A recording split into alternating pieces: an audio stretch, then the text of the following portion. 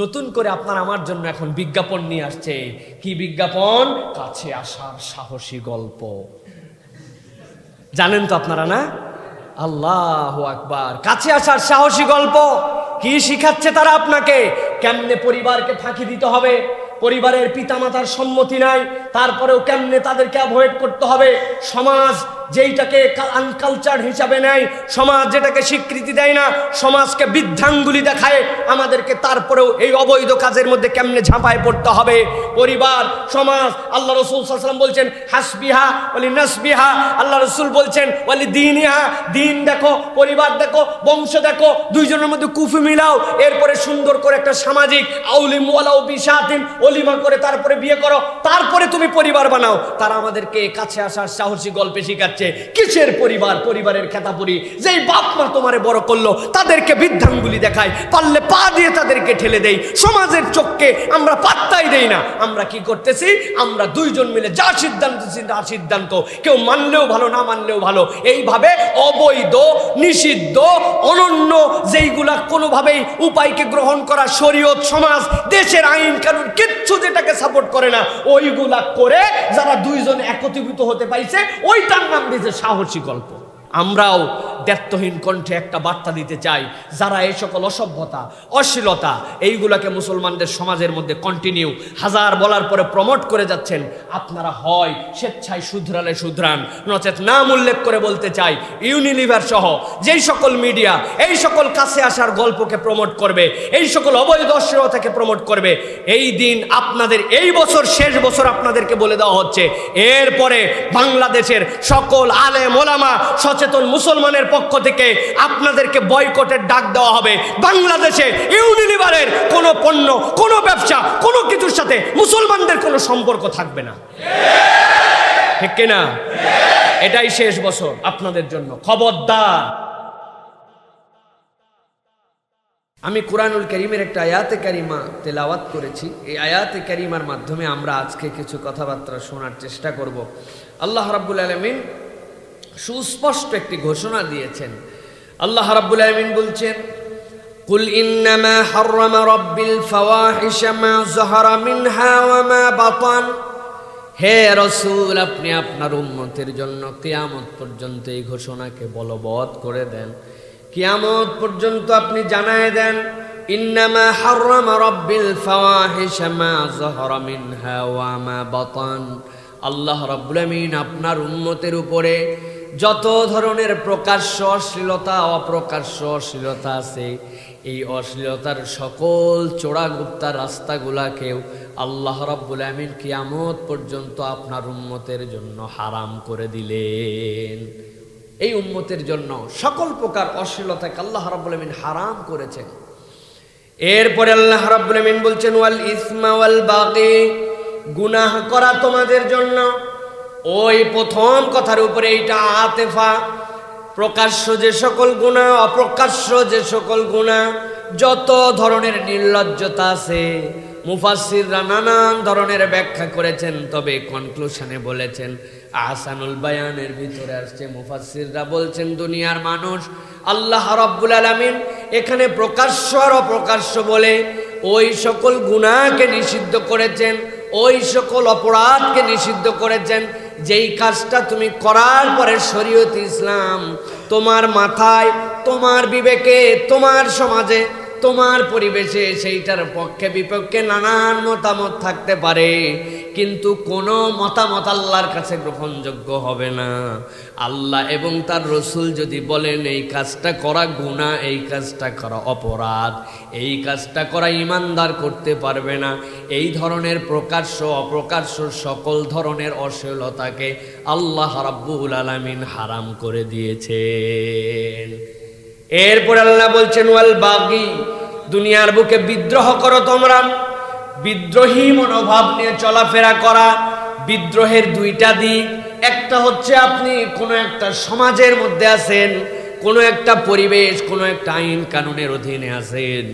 ইসলাম বলে তুমি যেই দেশে যেই কানুনের অধীনেই থাকো না কেন, ওই কানুনওয়ালারা যদি আল্লাহর খেলাপ করে, আল্লাহর হুকুমের ব্যত্যয় ঘটায়, তাহলে তার প্রতিবাদ করবে, তাকে শুধরানোর চেষ্টা করবে, সংগঠিত হয়ে এর বিপক্ষে অবস্থান নেওয়ার চেষ্টা করবে। কিন্তু প্রকাশ্য বিদ্রোহ করা, বিদ্রোহ করে মানুষের মধ্যে কলহ বিবাদ বাধায় দেওয়া, হত্যা করা, সমাজের মধ্যে বিশৃঙ্খলা তৈরি করা আল্লাহ রাব্বুল আমিন নিষেধ করেছেন। তবে আল্লাহ বলছেন বিগাইরিল হক, কখনো কখনো আল্লাহর জন্যই আবার বিদ্রোহ করাটাকে আল্লাহ ফরজ বানায় দিয়েছেন। যদি সেইটা আল্লাহর পক্ষে না হয়, আল্লাহ রাব্বুল আমিনের নির্দেশিত পথে না হয়, আল্লাহ রাব্বুল আমিন সেইটা নিষেধ করেছেন। এরপর আল্লাহর একটা নিষেধ করছেন, ওয়ান তুশরিকু বিল্লাহি মা লাম ইউনাজ্জিল বিহি সুলতানা, তোমরা মাথা খাটায়া বুদ্ধি খাটায়া আল্লাহর সাথে শিরিক করো আর প্রকারান্তরে বলো আল্লাহ রাব্বুল আলামিনই তো আমাদের জন্য করছেন, কিন্তু আমরা একটু বুদ্ধি খাটায়া আল্লাহর কাছে যাওয়ার জন্য শিরিকগুলা করি। এইরকম শিরিক যেরকম মক্কার মুশরিকেরা করত, এইরকম শিরিক এখন বাংলাদেশের মুসলমানেরা অনেকে করে কিনা? মক্কার মুশরিকরা লাতুজ্জামানাত হবল, তাদের কাছে যাইতো ওসিলাই তাআব্বুদিয়া নিয়া। ওই লাতুজ্জামানাত হবল আমাদের কিছুই করতে পারে না, তবে আল্লাহর প্রিয়তম হওয়ার কারণে ওদের কাছে মান্নত দিলে, হাজত বললে ওরা খুশি হয়ে আল্লাহকে বলে দেয়, আল্লাহ দেয় কিন্তু ওদের মাধ্যম দিয়ে দেয়। আর এখন আমাদের দেশে কতকে আছে, অমুক মাজার, তমুক দরবার, তমুক জায়গাতে মান্নত দিলে ওই বাবারা কিছু করতে পারে না, কিন্তু বাবারা যেহেতু আল্লাহর বড় বুজুর্গ ছিল, উনাদেরকে দিলে উনারা খুশি হয়ে আল্লাহকে বলে দেয়, আল্লাহ দেয়, ওই মাধ্যম দিয়ে দেয়। এই দুই দলের শিরিকের মধ্যে মৌলিকভাবে কোনো পার্থক্য নাই। আমার আল্লাহ রাব্বুল আমিন এই জন্য বলছেন, ওয়ান তুশরিকু বিল্লাহি মা লাম ইউনাজ্জিল বিহি সুলতানা। ও দুনিয়ার মানুষ, আমি আল্লাহ তোমাদেরকে সবচেয়ে বেশি সতর্ক করলাম, খবরদার খবরদার, যে বিষয়ে তোমাদের কোনো ধারণা নাই, যে বিষয়ে তোমাদের কাছে কোনো দলিল নাই, যে বিষয়ে তোমার বুদ্ধি বিবেচনার কোনো দাম আল্লাহর কাছে নাই, এরকম কোনো শিরিক করে আমার কাছে এসো না। দুনিয়ার যত গুনাহ করো না কেন, সব গুনার পরে আমি আল্লাহ চাইলে বান্দা তোমারে মাফ করে দিতে পারি, কিন্তু শিরিক করে আসলে তোমার আমলনামার তোমার দিকে আমি রব্বুল আমিন মুখ তুলেও তাকাবো না। এরপর আল্লাহ বলছেন, ওয়ান তাকুলু আলাল্লাহি মা লা তা'লামুন, আর আমি আল্লাহ তোমাদেরকে নিষেধ করে দিলাম, খবরদার আল্লাহর ব্যাপারে এমন কোনো কথা বলো না যে বিষয়ে তোমাদের ধারণা নাই, যে বিষয়ে তোমার জ্ঞান নাই। বানায়া দলিল দিও না, নিজেদের যুক্তি বিবেকে এরকম কোনো কথা বলে বসো না যেই কথাটা আল্লাহর শানে যায় না। এটা হচ্ছে আল্লাহ রাব্বুল আলামিনের মৌলিক নির্দেশনা। এখানে আল্লাহ রাব্বুল আলামিন এখানে নির্দেশ দিচ্ছেন মূলত 5টা। 1 নম্বর, অশ্লীলতা করা যাবে না, এটা প্রকাশ্য হোক অপ্রকাশ্য হোক।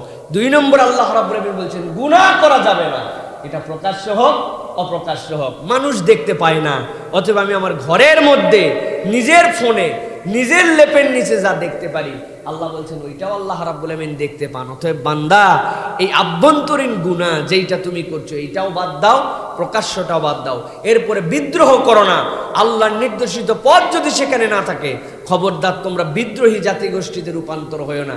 এরপরে আল্লাহ বলছেন তোমরা শিরিক করো না। এরপরে আল্লাহ রাব্বুল আমিন 5 নম্বরে বলছেন, খবরদার আল্লাহর ব্যাপারে যা ধারণা নাই এরকম কোন কথা তোমরা বলো না। প্রিয় ভাইয়েরা, আমরা জানি আর 2-1 দিন পরেই পুরো পৃথিবীতে আমাদের কাছে উদ্দাম একটি দিবস এসে হাজির হয়ে যাবে, যেই দিবসে আমরা দেখতে পাই এখন তো কাফের মুশরিকদের থেকে আমাদের জন্য বেশি ইন্টারেস্টিং বিষয় হয়ে দাঁড়াইছে এইটা। মানে আমাদের দেশে একটা কথা প্রচলিত আছে, আপনারা জানেন কিনা এটার মানে আদিক্ষেতা। আদিক্ষেতা বুঝেন? আদিক্ষেতা মানে ওর যতটুকু দেখানো লাগবে এমন একটা ভাব আগে তো কিছু পায় নাই, এখন এমন একটা জিনিস পাইছে যা দেখানো লাগবে, যা করা লাগবে তার থেকে বেশি করে, আছে না ভাই? মানে এমন একটা ব্যক্তি বেচারিকে আল্লাহ রাব্বুল আমিন ফিনান্সিয়ালি এতদিন পর্যন্ত সলভেন্ট হয়তো করেন নাই, হঠাৎ করে টাকা পয়সার মালিক হয়েছে, হওয়ার পরে হাজার বছর ধরে যারা বংশ পরম্পরায় আল্লাহ রাব্বুল আমিন যাদেরকে সলভেন্ট অথবা টাকা পয়সা দিয়ে রাখছিলেন, তারা এই টাকা কিভাবে ম্যানেজ করতে হয়, কেমনে ব্যবহার করতে হয়, এটা নিয়ে অহংকার যেন না হয়, কেমনে এটাকে ড্রিল করতে হয়, ওরা বংশের থেকেই জানে। ওর বাপ দাদা সবাই এরকম একটা স্ট্যাটাস নিয়ে চলছে। এই বেচারি হঠাৎ করে আঙ্গুল ফুলে কলা গাছ হওয়ার পরে এখন কি হনুরো হয়ে কি করা লাগবে তাও জানে না, যা করা লাগবে না তার থেকে বেশি করে। লোকজন বলে আদিক্ষেতা করতেছে, বলে না ভাই? এখন এর আগ পর্যন্ত উৎসবটা ছিল খ্রিস্টানদের, উৎসবটা ছিল ইউরোপিয়ানদের, কিন্তু এখন হঠাৎ করে আমরা বাঙালিরা পাইয়ে গেছি এমন একটা জিনিস, ওরা যা না করে এখন আমাদের কারবার দেখে ওরাও লজ্জা পায়।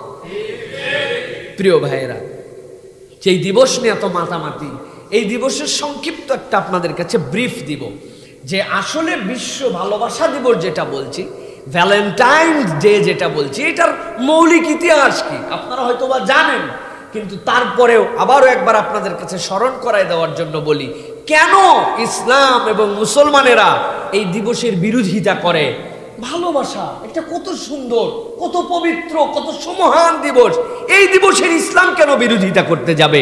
এই দিবসকে ইসলাম কেন প্রমোট করে না? কেন মুসলমান যুবকদেরকে বারবার এটা নিয়ে সতর্ক করা হয়? এর যৌক্তিকতাটা কি, এর কারণটা কি, এটা প্রথমত আমাদেরকে জানতে হবে। প্রিয় ভাইয়েরা, যা আমাদের দেশে এখন ভালোবাসা দিবস নামে প্রচলিত, প্রাচীন গ্রিক এবং ইউরোপিয়ান রোমান পৌত্তলিকদের এটা মূলত একটা ধর্মীয় দিবস ছিল। নারীদের উর্বরতা, বিবাহ এবং সন্তান যেন অধিক হারে নারীরা প্রসব করতে পারে, এইটার বর কামনায়, এইটার কল্যাণ কামনায় প্রাচীন গ্রিক এবং ইউরোপীয় রোমান পৌত্তলিকরা এক ধরনের তাদের দেবদেবীর কাছে কৃতজ্ঞতায় অশ্লীল ধরনের কিছু অনুষ্ঠান তারা করত। এই অশ্লীলতার মধ্যে একটা ছিল সম্পূর্ণ উলঙ্গ হয়ে কাদামাটি শরীরের মধ্যে লাগানো, এরপরে এইটা নিয়ে সূর্যের দিকে খানিকক্ষণ তাকায় থাকা, বিভিন্ন ধরনের গান বাদ্য তাদের সমাজে করা, এরপরে কিছু ভোজের ব্যবস্থা করা। এইভাবে তারা মূলত একটা দিবসকে পালন করত, যা লুপারকেলিয়া বা ফিস্ট অফ লুপারকেলিয়া নামে সেখানে পরিচিত ছিল। এনসাইক্লোপিডিয়া অফ ব্রিটানিকা খুলবেন অথবা গুগলে যে সার্চ দিবেন, যে বিষয়গুলি বলা হচ্ছে, feast of Lupercalia, the history of feast of Lupercalia লিখলে আপনারা দলিল সহ পেয়ে যাবেন যে হুজুররা এগুলি বানিয়ে বানিয়ে মানুষের কাছে বলছে নাকি সত্যি এরকম কোনো প্রোগ্রাম সেই সময় ছিল তাদের কাছে। প্রিয় ভাইয়েরা, যা লুপারকেলিয়া বা ফিস্ট অফ লুপারকেলিয়া নামে যেটা প্রচলিত ছিল খ্রিস্ট ধর্মে, পরবর্তীতে ইচ্ছা মতো যখন তারা তাদের ধর্মের মধ্যে বিকৃত সাধন করেছে এবং ইউরোপিয়ান মানুষদেরকে খ্রিস্টান বানানোর কারণে, খ্রিস্ট ধর্ম গ্রহণ করার কারণে অন্যান্য বিভিন্ন ইস্যুতে লক্ষ লক্ষ মানুষকে তারা হত্যা করেছে। এই হত্যা করার পরে অন্যান্য ধর্মের সব কিছুকে বিলুপ্ত করলেও খ্রিস্ট ধর্মের একটা মৌলিক রূপ ছিল, যেইগুলা অশ্লীলতা, বেহায়াপনা, যেইগুলা কাজ তাদের দিক থেকে মনে হয়েছে যে এটা ধর্মের সাথে তাদের বাঁধে না অথবা ধর্মের সাথে সাংঘর্ষিক হয় না, এইগুলো সব কাজকে তারা সেই পর্যায়ে বৈধ রেখেছিল। তাদের যিনি মহাগুরু ছিলেন তার নাম ছিল হচ্ছে শৌল। পরবর্তীতে তিনি নিজের নাম পরিবর্তন করে পৌল নাম ধারণ করছে। সে নিজেকে ঘোষণা দিয়েছিল, আমি হচ্ছে খ্রিস্ট ধর্মের জন্য মুজাদ্দেদ। মুজাদ্দেদ মানে সংস্কারক। তার মৌলিক কথা ছিল, যেটা যোজনের মধ্যে এসেছে, যেটা বাইবেলের মধ্যে উল্লেখ আছে, স্রষ্টা ঈশ্বরের ইজ্জত বৃদ্ধি করার জন্য যত পারো মিথ্যা কথা বলো, তাতে কিচ্ছু যায় আসে না, কিন্তু যদি তার দ্বারা আমার গড, আমার ঈশ্বর খ্রিস্টান ধর্মের কল্যাণ হয়, তাহলে এটাও একটা সোয়াবের কাজ। নাউজুবিল্লাহ। এই খ্রিস্টান ধর্ম তারা নিজেদের ধর্মের ইচ্ছা মতো বিকৃতি সাধনের পরে, এরপরে পঞ্চম এবং ষষ্ঠ খ্রিস্টীয় শতকে লুপারকেলিয়া উৎসবকে তারা পরিবর্তন করে। আগে ছিল এইটাকে তারা পরিবর্তন করে তারা নাম দেয় হচ্ছে সেন্ট ভ্যালেন্টাইন। এই ভ্যালেন্টাইন কে ছিলেন এই নিয়ে অনেক কথাবার্তা আছে, সেটা নিয়ে ব্রিফ অফ হিস্ট্রি আপনাদের কাছে এখন পুরো ডিটেলস বলা যাবে না। তবে লুপারকেলিয়া উৎসবকে পঞ্চম এবং ষষ্ঠ শতকে এসে তারা এটাকে পরিবর্তন করে সেন্ট ভ্যালেন্টাইন্স ডে নাম ধারণ করে। যেইটা আগে ছিল লুপারকেলিয়া ওইটাই এখন হয়েছে সেন্ট ভ্যালেন্টাইন্স ডে, যেটা আগে ছিল লাউ ওইটা এখন হয়েছে কদু। প্রিয় ভাইয়েরা, এরপরে এই যে উৎসব তারা শুরু করলো, এই লুপারকেলিয়া উৎসব যেটা আমরা এখন বলতেছি সেন্ট ভ্যালেন্টাইন্স ডে, এইটা ইতিহাস স্বীকৃত। এইটা মূলত খ্রিস্টানদের একটি উপাসনা এবং খ্রিস্টানদের ধর্মীয় একটি উৎসব। প্রিয় ভাইয়েরা, সাম্রাজ্যবাদী চক্রান্ত যারা করেছে, যারা পুরো পৃথিবীতে সাম্রাজ্যবাদকে, বাণিজ্যিক সাম্রাজ্যবাদকে ছড়িয়ে দিতে চায়, কেমন করে তাদের টাকা হাসিল করা যাবে, যেইটা আগে ছিল লুপারকেলিয়া, যেইটার মধ্যে তারা দেবদেবীর জন্য নিজেদের স্ত্রী, নিজেদের কন্যা, নিজেদের নারীদের জন্য তারা এই উৎসব করত, অশ্লীলতা করত, অসভ্যতা করত, উলঙ্গ হয়ে কাদামাখামাখি করত। এই প্রোগ্রামকে খ্রিস্টানরা রূপান্তর করে নাম দিয়েছে সেন্ট ভ্যালেন্টাইন্স। আর সেইটাকেই বাণিজ্যিক সাম্রাজ্যবাদ পুরো পৃথিবীতে ছড়িয়ে দেওয়ার জন্য আস্তে আস্তে করে সেটার থেকে ধর্মীয় গন্ধ এবং রংকে এক পাশে রেখে তাদের বাণিজ্যিক স্বার্থে এইটার নাম দিয়েছে এখন বিশ্ব ভালোবাসা দিবস, যেটা ইসলামের দৃষ্টিতে দুই দিক দিয়ে নিষিদ্ধ। একটা হচ্ছে এটা সম্পূর্ণ অন্য ধর্মাবলম্বীদের একটা উৎসব, এই অন্য ধর্মাবলম্বীদের কার্যকলাপের সাথে কোনো মুসলমান, কোনো ইমানদার জড়িত হতে পারে না। দ্বিতীয়ত, বিশ্ব ভালোবাসা দিবস নামে যেটা তারা প্রমোট করতে চায় সেটা হচ্ছে মূলত কোনো ভালোবাসা নয়, সেটা বাণিজ্যিক কারণে যুবক যুবতী যেই ভালোবাসাকে আল্লাহ রাব্বুল আলামিন বিবাহের পূর্বে নিষিদ্ধ করেছেন সেইটাকে প্রমোট করতে চায়। এই জন্য এই কথা এখন নির্দ্বিধায় আমরা বলতে পারি, বর্তমান যেটি বিশ্ব ভালোবাসা দিবস নামে প্রচলিত, এটা যেরকম পরোক্ষভাবে একটা খ্রিস্টীয় অন্য ধর্মাবলম্বীদের উৎসব, দ্বিতীয়ত ইসলামের ভাষায় এটা হচ্ছে বিশ্ব বেহায়া দিবস। সুতরাং এই হচ্ছে সংক্ষিপ্তভাবে আপনাদের মাথায় জেনে রাখতে হবে। এবং কেউ যদি বলে তাদেরকে আপনাকে জানাতে হবে যে মূলত ভ্যালেন্টাইন্স ডেটা কোথার থেকে উৎপত্তি হলো, কেন আমরা এটাকে প্রমোট না করে এইটাকে আমরা বারণ করছি। প্রিয় ভাইয়েরা, এই বিষয়টা মানুষের কাছে আপনাদেরকে উপস্থাপন করতে হবে। প্রিয় ভাইয়েরা, মোহাব্বত, ইসলামে মোহাব্বতের দাম অনন্য। ইসলামে মোহাব্বত, ভালোবাসা, এইটা হচ্ছে আল্লাহ রাব্বুল আলামিনের দেওয়া এক হৃদ্দিক শব্দ। এইটা কেবল ঠোঁটের উচ্চারণের বিষয় নয়, এটা অন্তরের এক অকৃত্রিম ভালোবাসার নাম হচ্ছে মোহাব্বত। যেই ভালোবাসা আল্লাহ রাব্বুল আলামিন বান্দার অন্তরের মধ্যে ঢেলে দিয়েছেন। আল্লাহ রাব্বুল আলামিন বলেছেন, দুনিয়ার মানুষ শোনো, কাতাবাল্লাহু আলা নাফসিহি মিয়াত রাহমা, আল্লাহ রাব্বুল আলামিন নিজের উপরে 100টা রহমতকে নির্ধারিত করে নিয়েছেন। এর মাঝে মাত্র একটা রহমতকে দুনিয়াবাসীর মধ্যে আল্লাহ রাব্বুল আলামিন দিয়েছেন, যেই রহমতের ভাগাভাগিতে মা তার সন্তানের জন্য রাত জাগতে দ্বিধা করে না, যেই অন্তরের ভালোবাসার ভাগাভাগিতে রসুলের সাহাবীরা রসুলের জন্য জীবন দিয়ে দিতে কখনো দ্বিধাবোধ করে না, যেই ভালোবাসার জন্য ইসলামের প্রেমে উজ্জীবিত হয়ে মুসলমানের সন্তানেরা নিজের জানকে বিলিয়ে দিয়ে শহীদ হতে দ্বিধাবোধ করে না, যেই ভালোবাসার কারণে পৃথিবীর সবচেয়ে হিংস্র প্রাণী যেইগুলা রয়েছে বাঘ, যেইগুলা রয়েছে সিংহ, যারা মানুষকে ছিঁড়ে ফুঁড়ে খেয়ে ফেলে, তারাও একজন বাঘিনী তার সন্তানকে বাঁচানোর জন্য, ছেলে বাঘের থেকে তার সন্তানকে বাঁচানোর জন্য মাত্র 3 দিনের মধ্যে বনের মধ্যে 70 কিলোমিটারের বেশি মুখে করে তার বাচ্চা নিয়ে পালায় বেড়ায়। এই হচ্ছে মোহাব্বত, এই হচ্ছে ভালোবাসা, যেইটা কেবল ঠোঁটে উচ্চারণের বিষয় নয়, অন্তর থেকে উচ্চারিত একটা অনন্য শব্দ। প্রিয় ভাইয়েরা, রসুল আরবি সাল্লাল্লাহু আলাইহি ওয়াসাল্লাম থেকে আমরা যে হাদিসগুলো দেখতে পাই, সেই হাদিসে আমরা দেখতে পাই ভাই বোন, আত্মীয় স্বজন, সৎ মানুষ, সকল মুসলমানের প্রতি যে ভালোবাসা, এটা হচ্ছে ইসলামে এক অনন্য ইবাদত।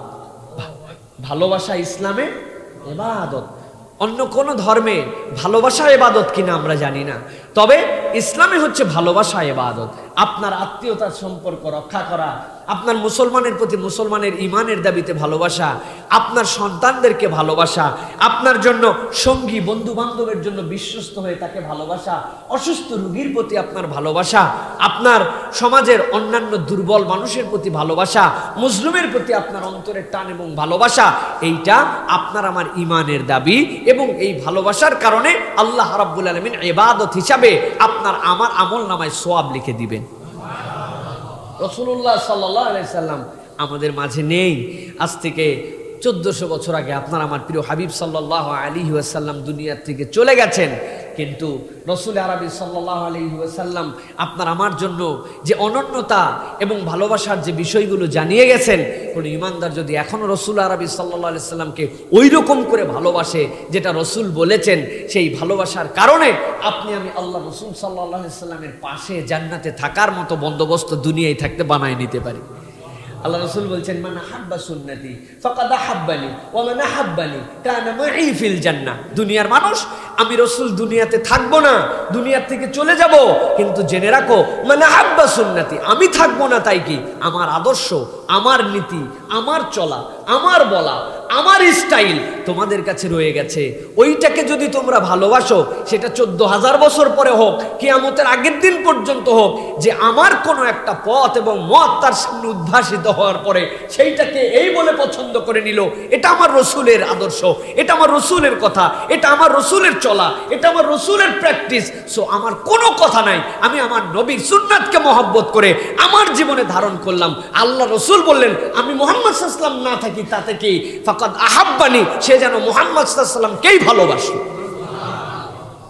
ওমান আহাব্বানি, আর যে আমাকে ভালোবাসবে, আল্লাহ রাসূল বলছেন কত বড় জান্নাত, it's a huge space, unbelievable space.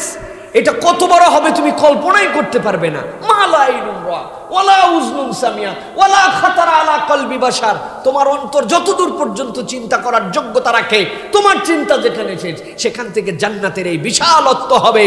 আমি রাসূল বললাম, যে আমাকে ভালোবাসবে, আমার সুন্নতকে ভালোবাসবে, সে আমাকে ভালোবাসবে, আর যে আমাকে ভালোবাসবে, আল্লাহ রাসূল বলছেন, সে ওই সুবিশাল জান্নাতে যে আল্লাহর কাছে বলতে পারবে যে আমার ঘরটা জান্নাতে, আমার বাড়িটা, এত বড় জান্নাতে কোথায়, ঠিকানা কি বলবো, তবে এইটুকু বলতে পারি, দুনিয়াতে রাসূল ছিলেন না, তার সুন্নাতকে ভালোবেসেছিলাম, রাসূল ছিলেন না, সুন্নাতকে মহব্বত করেছিলাম, এই জন্য আল্লাহ রাসূলকে আমি ভালোবেসে ফেলেছিলাম। আর আল্লাহ রাসূলের ওই ভালোবাসার প্রতিদানে আজকে রাসূল জান্নাতে যেখানে থাকেন, আমি তার পাশের বাড়িতে থাকি।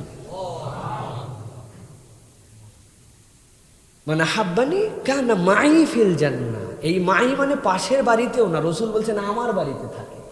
সুবহানাল্লাহ, কানা মাই ফিল জান্নাহ, আমার সাথে থাকবে জান্নাতে, মানে সকাল বিকাল রাসূলুল্লাহ সাল্লাল্লাহু আলাইহি ওয়াসাল্লামের সাথে তার উঠা বসা হবে। সুবহানাল্লাহ, আল্লাহু আকবার। এই হচ্ছে ভালোবাসা, এটা হচ্ছে ইসলাম প্রমোট করে আপনাকে আমাকে, প্রিয় ভাইয়েরা।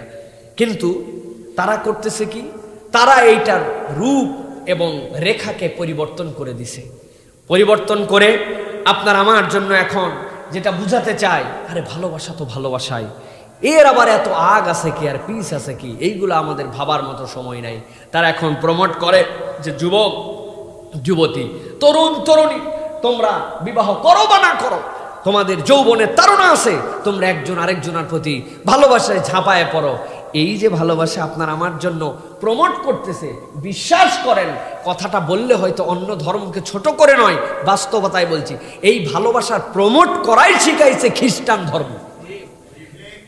আন্দাজে ঠিক বলেন না, কেমনে ঠিক? আগে ঠিকের কারণ শোনেন। ঠিকটা কিভাবে? পুরোহিততন্ত্র। পুরোহিততন্ত্র মানে কি? পুরোহিততন্ত্র মানে যারা পোল হবে, যারা গির্জায় থাকবে, যারা ইমাম হবে তাদের, যারা রাব্বি হবে তাদের কি পরিচয়? কখনো বিয়ে করতে পারবে না, কখনো সামাজিক পারিবারিক এই বন্ধনের মধ্যে যেতে পারবে না। নারীদেরকে নিয়ে যারা আজকে আমাদের কাছে ফতুয়া শোনায়, ওই নারীদের ব্যাপারে ওই পাদ্রীদের বক্তব্য হচ্ছে এরা হচ্ছে শয়তানের চেলা। এই নারীত্বের কারণে আমরা রবের থেকে দূরে চলে যাই, এই জন্য সংস্রবেই দেওয়া যাবে না, এখান থেকে যত দূরে থাকবে তত ভালো, এই কথা বলে। কিন্তু জৈবিক যে চাহিদা, এই চাহিদায় আধুনিক যে সকল নগ্ন হিস্ট্রি যেইগুলা পড়লে মানুষের শরীরের মধ্যে বিকৃত যৌনাচারের চিন্তা চেতনা আসতে পারে, এর থেকেও নির্লজ্জ নিকৃষ্ট ইতিহাস লেখা আছে হচ্ছে এই চার্চগুলার থেকে। চার্চের মধ্যে তারা যে অশালীন কাজ করেছে, যে ব্যভিচার করেছে, যে বলাৎকার করেছে, এই ইতিহাস সকল সভ্যতার ইতিহাসকে ভুলুণ্ঠিত করে দিতে পারে। এটা হচ্ছে সেই খ্রিস্টানরা যারা মুখে মুখে বলে যে আমরা বৈরাগ্য নিয়ে আসি, আমরা আল্লাহর কাছাকাছি যাওয়ার জন্য, আমরা গডকে পাওয়ার জন্য আমরা এই সকল কাজ করতে চাই না, কিন্তু তারা এই সকল অত্যাচার করেছে, এই সকল অনাচার করেছে, এই সকল অসভ্যতাকে প্রমোট করেছে। ইসলাম কি বলছে? ইসলাম পক্ষান্তরে বলছে লা রুহবানিয়াতা ফিল ইসলাম। ভালো করে জেনে রাখো, ইসলামে কোনো বৈরাগ্য নাই। ইসলামে বৈরাগ্য আছে? আপনি পীর, আপনি ফকির, আপনি ঋষি, আপনি মনীষী হয়ে গেছেন, বিরাট বড় বুজুর্গ হয়ে আপনি এত বড় বুজুর্গ যে আপনি সমাজ বিচ্যুত হয়ে গেছেন, আপনি বনে বাজারে ঘুরতে শুরু করেছেন, আপনি হাতের নৌকার কাটেন না, আপনার আর গোসল লাগে না, আপনার চুল বড় হতে হতে একদম পুরাপুরি এই জট লেগে আপনার ওই চুলের মধ্যে পানিও ঢুকে না, আপনি এই রকম করে সমাজ বিচ্যুত হয়ে আল্লাহকে খোঁজা লাগবে, এই রকম কোন তরিকা ইসলামে হারাম। ইসলামের কোন তরিকা অন্বেষণ করা হারাম। যারা এই সকল কাজ করে তারা ইসলামকে বুঝেই নাই। আল্লাহ রাসূল সাল্লাল্লাহু আলাইহি ওয়াসাল্লামের সাহাবী মা আয়েশা সিদ্দিকা রাদিয়াল্লাহু তাআলা আনহার কাছে এসেছেন, কান খুলে শুনেন, জিজ্ঞাসা করছেন উম্মাহাতুল মুমিনিন, রাসূলুল্লাহ সাল্লাল্লাহু আলাইহি ওয়াসাল্লামের রাতের আমল আর দিনের আমল আমাদেরকে একটু জানাবেন। বলে রাসূলুল্লাহ সাল্লাল্লাহু আলাইহি ওয়াসাল্লাম কখনো রোজা রাখেন, কখনো রোজা ছেড়ে দেন, রাত্রের কিছু অংশ স্ত্রীকে সময় দেন, কিছু অংশ ঘুমান, কিছু অংশ সালাতে দাঁড়ায় যান।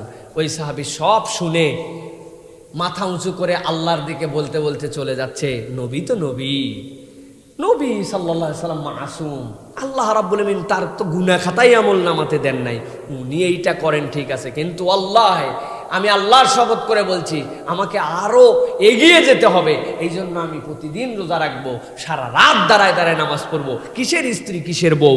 উনি এই কথা বলতে যেতেই রাসূলুল্লাহ সাল্লাল্লাহু আলাইহি ওয়াসাল্লাম আসছেন, আসার পরে শুনতে আগের প্রশ্ন শোনেন নাই, কিন্তু এই ঘোষণাটা রাসূল শুনেছেন, শুনে আল্লাহ রাসূল তারে দাঁড় করায় দিলেন, দাঁড় করায় বলেন, সাহাবী তুমি কি বললে?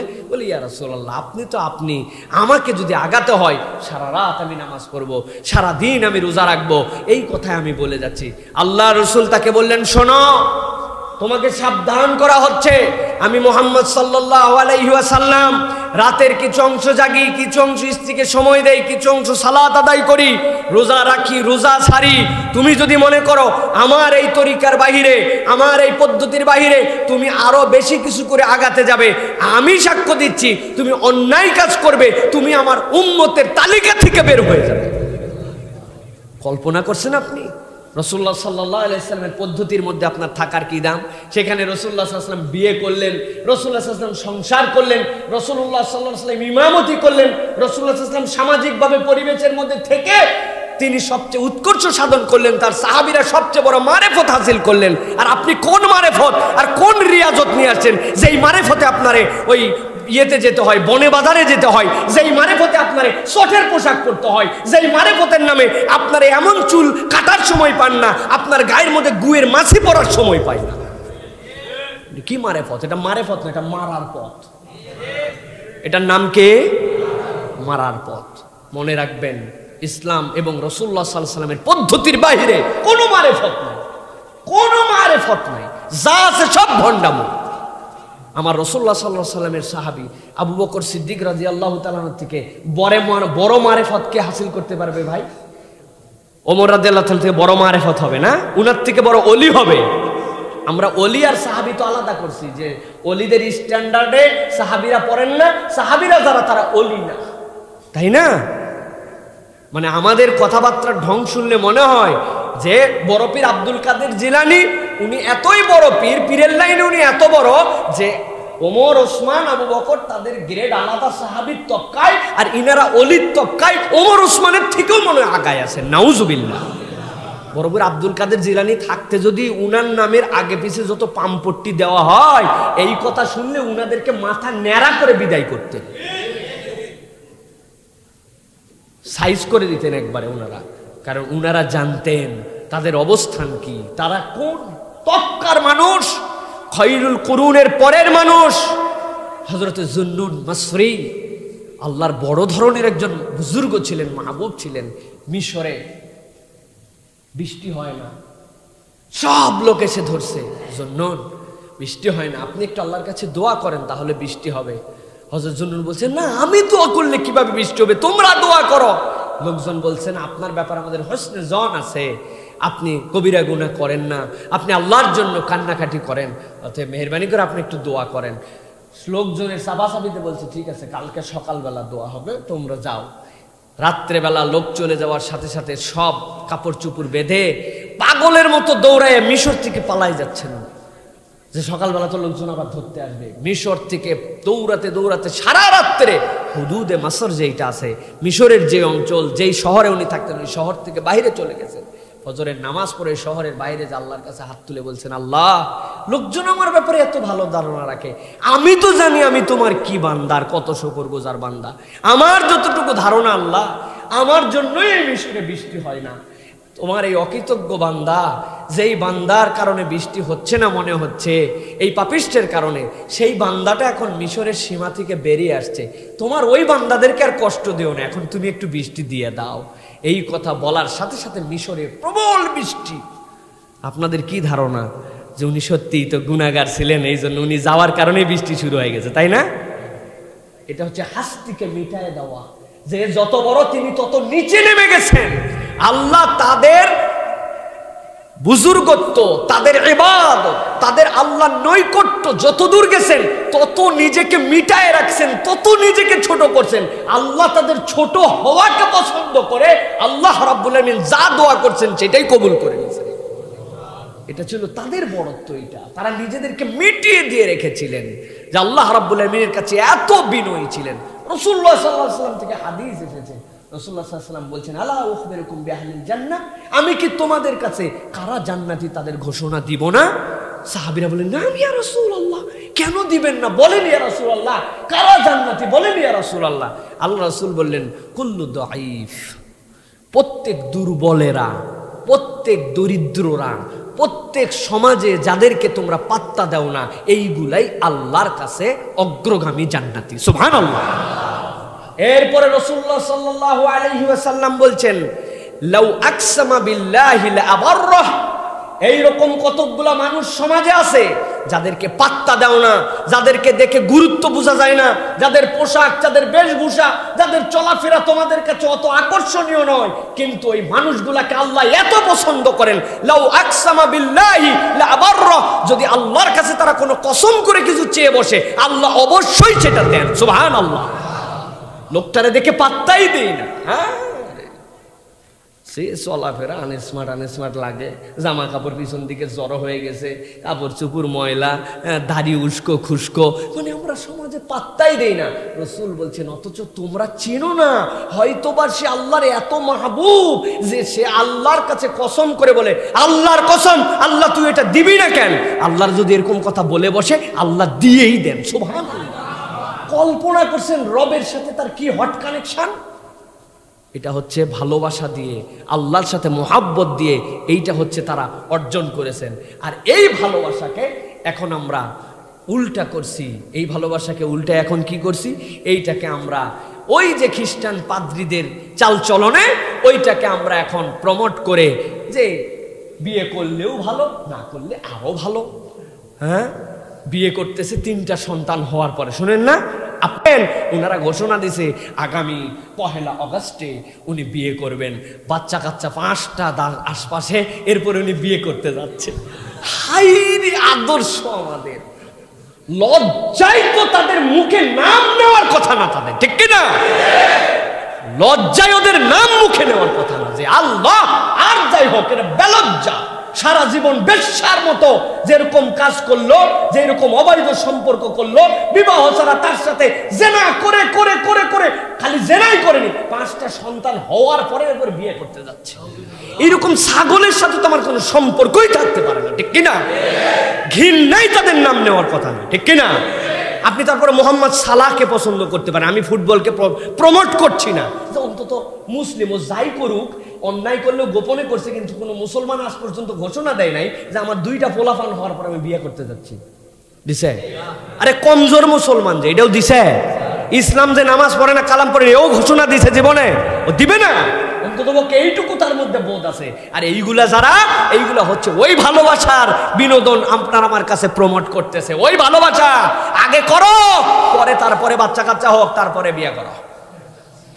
আবার অনেকে দুঃখ পায়, আহারে 3টা বাচ্চা হলো, বিয়ে করতে চাইছিলাম, এর আগে আমাদের সাথে সম্পর্ক কাটাপ হয়ে গেল।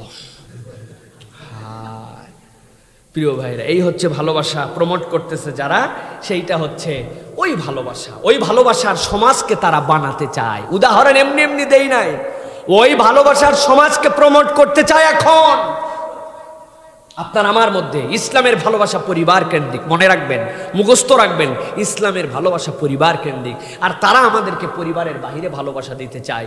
ইউরোপ আমেরিকার হিস্ট্রি দেখেন, 1963 সালে আমেরিকায় একটা জরিপ হয়েছে, 1942 সালেও একটা জরিপ হয়েছে, 1939 সালেও একটা জরিপ হয়েছে। সেখানে তাদের আমেরিকায় 1939 সালে, কত বছর আগে, সেই জরিপে দেখা গেছে তাদের এখন পর্যন্ত 60% পারিবারিক বেজ আছে। কত পার্সেন্ট? তাদের মূল জনগোষ্ঠীর মধ্যে 60% এখন পর্যন্ত পরিবার আছে। কিরকম পরিবার? স্বামী স্ত্রী মিলেও আছে, আবার স্বামী চলে গেছে, বাপ, স্ত্রী এবং ছেলে 3 জন মিলে থাকে, ওটাকেও তারা পরিবার হিসেবে কাউন্ট করছে। আবার বাপও নাই, মাও নাই, এখন ভাই বোন বেচারীরা আলাদা হয়ে গেছে, বাপ মা দুইজনকে পছন্দ করে আলাদা দিয়ে গেছে, কিন্তু বিয়ে করার আগেই এরা কিছু বাচ্চা কাচ্চা হয়ে গেছিল, বিয়ে আর যেহেতু হয় নাই, এখন ভাই বোন মিলে এক ফ্যামিলিতে থাকে, এটাকেও পরিবার। এইরকম করে পরিবার বানানোর পরেও 60% তাদের পরিবার। প্রিয় ভাইয়েরা, এই তারা বলতেছেন আমেরিকা, ইউরোপ নষ্ট এবং শেষ হয়ে যাবে একটা মাত্র ইস্যুতে, তাদের আর কোনো পরিবার থাকবে না, তাদের আর কোনো পরিবার থাকবে না। আর ইসলাম আর মুসলমানদের মৌলিক সম্পদের নাম হচ্ছে পরিবার, ঠিক কিনা? আমাদের পরিবার আছে, আমাদের পরিবারের মধ্যে এখন পর্যন্ত ভালোবাসা আছে, বৈধতা অবৈধতার আপনার আমাদের মধ্যে চিন্তা চেতনা আছে। এই চেতনাকে ইসলাম প্রমোট করে। আর তারা এই চেতনার থেকে পরিবারগুলোকে সরায় দেওয়ার জন্য নতুন করে আপনার আমার জন্য এখন বিজ্ঞাপন নিয়ে আসছে। কি বিজ্ঞাপন? কাছে আসার সাহসী গল্প। জানেন তো আপনারা না? আল্লাহু আকবার, কাছে আসার সাহসী গল্প। কি শিখাচ্ছে তারা আপনাকে? কেমনে পরিবারকে ফাঁকি দিতে হবে, পরিবারের পিতামাতার সম্মতি নাই, তারপরেও কেমনে তাদেরকে অ্যাভয়েড করতে হবে, সমাজ যেইটাকে আনকালচার হিসাবে নেয়, সমাজ যেটাকে স্বীকৃতি দেয় না, সমাজকে বৃদ্ধাঙ্গুলি দেখায় আমাদেরকে, তারপরেও এই অবৈধ কাজের মধ্যে কেমনে ঝাঁপায় পড়তে হবে। পরিবার, সমাজ, আল্লাহ রাসূল সাল্লাল্লাহু আলাইহি ওয়াসাল্লাম বলছেন হাসবিহা ওয়ালি নাসবিহা, আল্লাহ রাসূল বলছেন ওয়ালি দীনিহা, দিন দেখো, পরিবার দেখো, বংশ দেখো, দুইজনের মধ্যে কুফি মিলাও, এরপরে সুন্দর করে একটা সামাজিক আউলিম ওয়ালাউ বিশাতিন অলিমা করে তারপরে বিয়ে করো, তারপরে তুমি পরিবার বানাও। তারা আমাদেরকে কাছে আসার সাহসী গল্পে শিখাচ্ছে কিসের পরিবার? পরিবারের খেতাপুরি। যেই বাপ মা তোমারে বড় করলো তাদেরকে বৃদ্ধাঙ্গুলি দেখায়, পারলে পা দিয়ে তাদেরকে ঠেলে দেই, সমাজের চোখকে আমরা পাত্তাই দেই না। আমরা কি করতেছি? আমরা 2 জন মিলে যা সিদ্ধান্ত, কেউ মানলেও ভালো, না মানলেও ভালো, এইভাবে অবৈধ, নিষিদ্ধ, অনন্য যেইগুলা কোনোভাবেই উপায়কে গ্রহণ করা, শরীয়ত, সমাজ, দেশের আইন কানুন কিচ্ছু যেটাকে সাপোর্ট করে না, ওইগুলা করে যারা 2 জন একত্রিত হতে পাইছে, ওইটার নাম দিয়েছে সাহসী গল্প, ঠিক কিনা? প্রিয় ভাইয়েরা, এটাকে প্রমোট করতেছে, এটার তীব্র বিরোধিতা করতে হবে। এটার বিরোধিতা রাষ্ট্রীয়ভাবে, দেশীয়ভাবে, ইমানিভাবে, মুসলিমভাবে আমাদেরকে তীব্রভাবে এটার বিরোধিতা করতে হবে। ইসলাম আপনাকে কাছে আসার সাহসী গল্প শিখায়। ইসলাম কি শিখায় আপনাকে? আপনি সাহসী গল্প শোনাবেন মানুষকে যে আমি আল্লাহর কাছে আসছি, আমি সাহস নিয়ে সমাজের সকল বাধাকে উপেক্ষা করে, আমি মদ গাঁজা ইয়াবা এইগুলাকে ত্যাগ করে আমি আল্লাহর কাছে আসছি, আমি জাহান্নাম থেকে দূরে গেছি, জান্নাতের কাছে আসছি। আমি আগে পিতামাতার কথা শুনতাম না, কোরআন মেনে সুন্নাহ মেনে আমি সমাজের সকল বন্ধু বান্ধব যেইগুলা ছিল আমার এই পথের বাধা, সেইগুলোর থেকে সরে যে আমি আল্লাহর কাছে আসছি, পিতামাতার কথা এখন শুনি। আমি সেই মানুষ সমাজের সম্পূর্ণ বিরূপ পরিস্থিতিতে কোরআন সুন্নাহ আল্লাহ রসুলের পথ পদ্ধতি মেনে নিয়ে আমি আল্লাহর কাছে আসছি। এইটা হচ্ছে সাহসী মানুষের গল্প, ঠিক কিনা? সাহাবায়ে কেরামের সাহসী মানুষের গল্প নাই আমাদের কাছে? ইসলাম প্রমোট করছে তো সেই সকল সাহসী মানুষের গল্প। বাপ বলছে মুহাম্মদ সাল্লাল্লাহু আলাইহি ওয়াসাল্লামের কাছে তুই কেন যাবি? ভালো লাগে, তাওহীদ মেনে নিয়েছি। মা বলছে তুই কি সত্যিই চলে যাবি? হ্যাঁ চলে যাব, এক্ষুনি চলে যাচ্ছি। আমার বাপ আমার মা তোমরা যদি তাওহীদপন্থী না হও, আমি তো ঈমানের দাবিতে তোমাদের কাছে থাকতে পারি না। বাবা মুহাম্মদ সাল্লাল্লাহু আলাইহি ওয়াসাল্লামকে এত ভালো লাগে তোমার, এত পছন্দ তাওহীদ, আমাদের দেওয়া জামা কাপড় পরে তুমি কোথায় যাচ্ছ? খোলো। উলঙ্গ করে বিবস্ত্র করে ল্যাংটা করে পার করে দিছে, তারপরেও তিনি ঈমান থেকে দূরে থাকেন নাই, আল্লাহ এবং তার রাসূলের কাছে গেছেন। এইটা হচ্ছে সাহসী মানুষের গল্প, ঠিক কি না? আপনি কি প্রমোট করতেছেন? আপনি কোন মাথা নিয়ে চলতেছেন? আপনাকে এই সাহসী মানুষের গল্পের দ্বারা আপনাকে জাহান্নামের কাছে নিয়ে যেতে চায় তারা, আপনাকে জাহান্নামী বানানোর প্রজেক্ট নিছে তারা। রাসূলুল্লাহ সাল্লাল্লাহু আলাইহি ওয়াসাল্লামের তালহা ইবনে উবাইদুল্লাহ জীবন্ত শহীদ, জানেন না তার ঘটনা? তালহা ইবনে উবাইদুল্লাহ কেমন করে তিনি জীবন্ত শহীদ হলেন? কাছে আসার গল্প কাকে বলে? রসুলের জন্য বুকের মধ্যে তীর ধরতে ধরতে ধরতে ধরতে নিজের শরীরকে বর্ম বানাইছেন, রসুলের দিকে মুখ করে তাকায় আছেন, কখনো নবীদের দিকে তাকায় তীর ঢুকলে উনি হাসে। অবাক হয়ে গেছে, এত তীর পিঠের মধ্যে লাগার পরেও কেমন করে এই সাহাবী হাসে? কারণ উনার টার্গেট আমি তো জান্নাতের কাছে যেতে চাই, আমি তো রসুলের কাছে যেতে চাই। আমার একটা তীর লাগে, আমারে কষ্ট লাগে, কিন্তু আমার এই কষ্টের রিফ্লেক্ট যদি আমার মুখে পড়ে, আমার মুখটা তো রাসূলুল্লাহ আরবি সাল্লাল্লাহু আলাইহি সাল্লামের মুখের সাথে সাথে আছে, আমার মুখ দেখে তো আমার নবী কষ্ট পাবে, আমি তো জান্নাত থেকে দূরে যাব, আমি জান্নাতের কাছে যেতে চাই। এইটা হচ্ছে সাহসী মানুষের গল্প।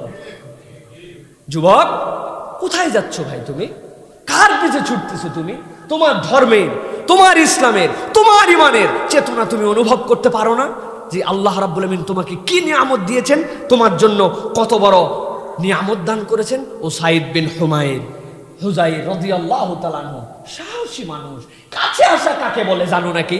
উসাইদ রাত্রে কোরআন তেলাওয়াত করেন, আসমান থেকে ফেরেশতা নেমে চলে আসছে, ফেরেশতা নেমে এসে আল্লাহ রাসূল বলছেন তুমি যদি সকাল পর্যন্ত তেলাওয়াত অব্যাহত রাখতে, মদিনার লোকেরা তোমার তেলাওয়াতের পাওয়ারে ওই ফেরেশতাদের সাথে সাক্ষাৎ পেয়ে যেত।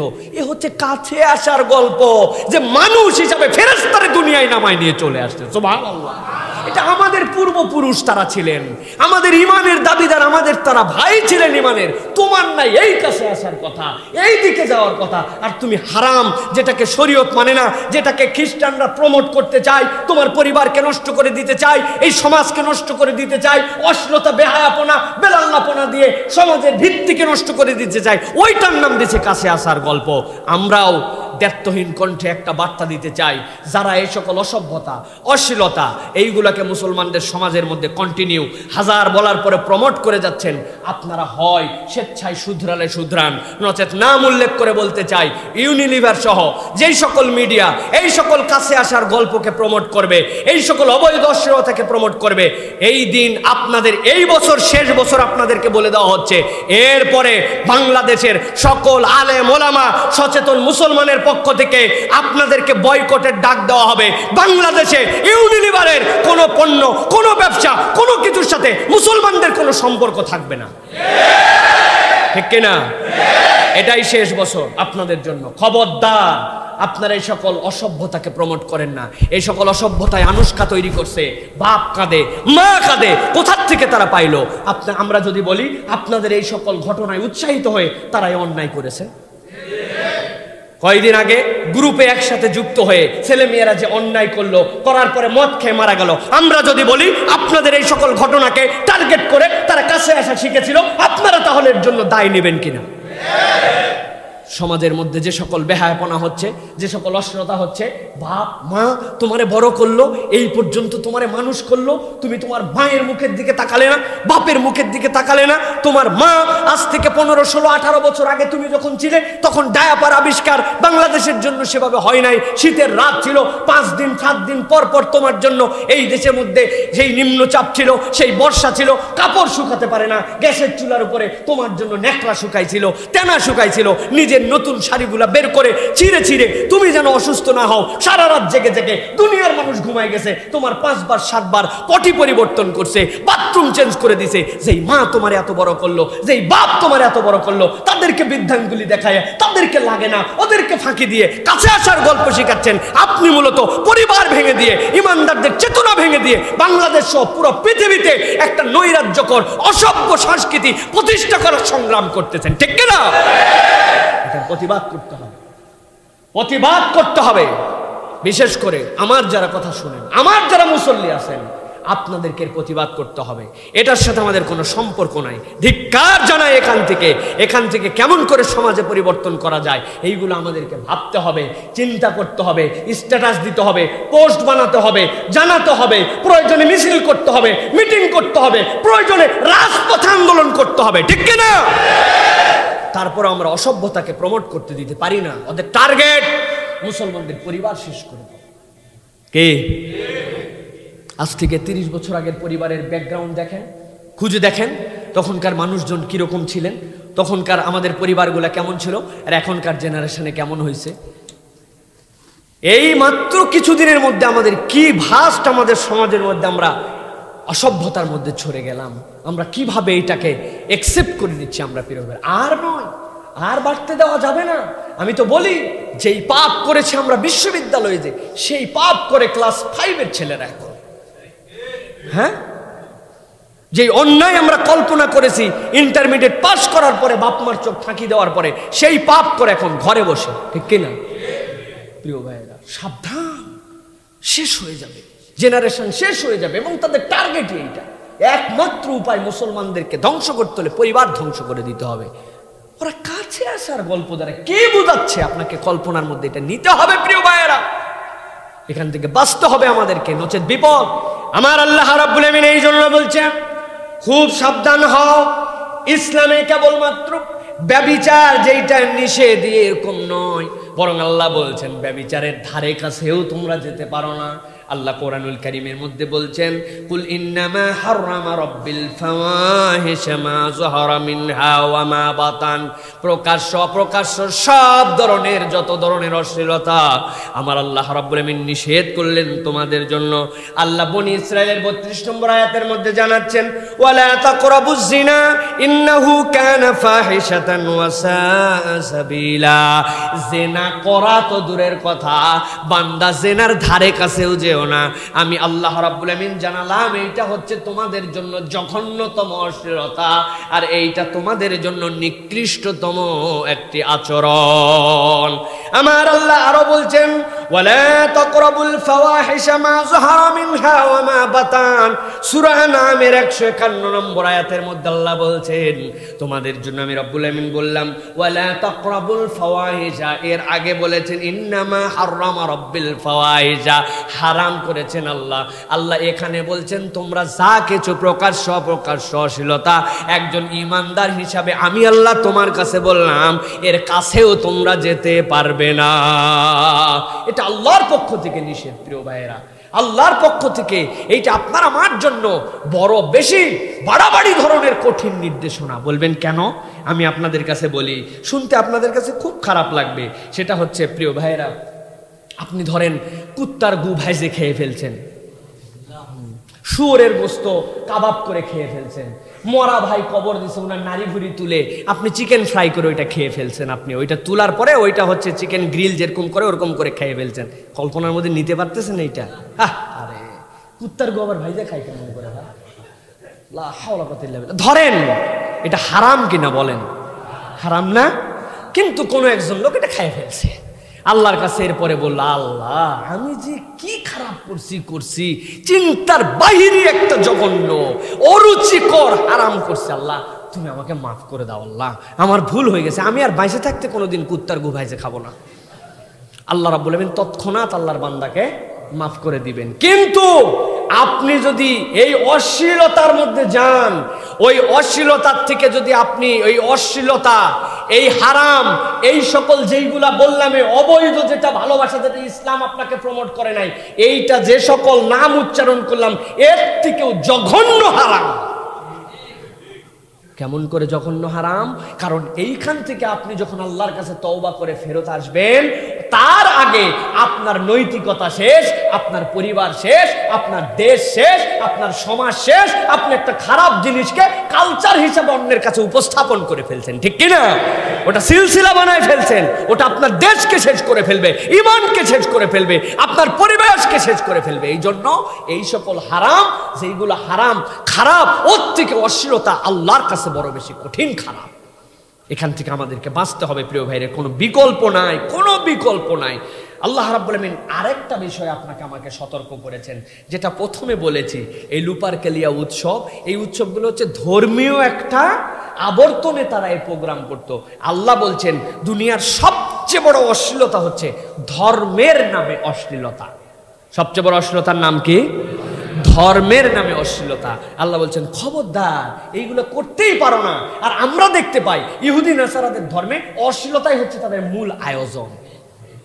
আল্লাহ কোরআনে বলছেন ওয়াইদা ফাআলু ফাহিশাতান ক্বালু ওয়াজাদনা আলাইহা আবানা ওয়াল্লাহু আমারনা বিহা কুল ইন্নাল্লাহা লা ইয়া'মুরু বিল ফাহশাই আতাকুলুনা আলাল্লাহি মা লা তা'লামুন।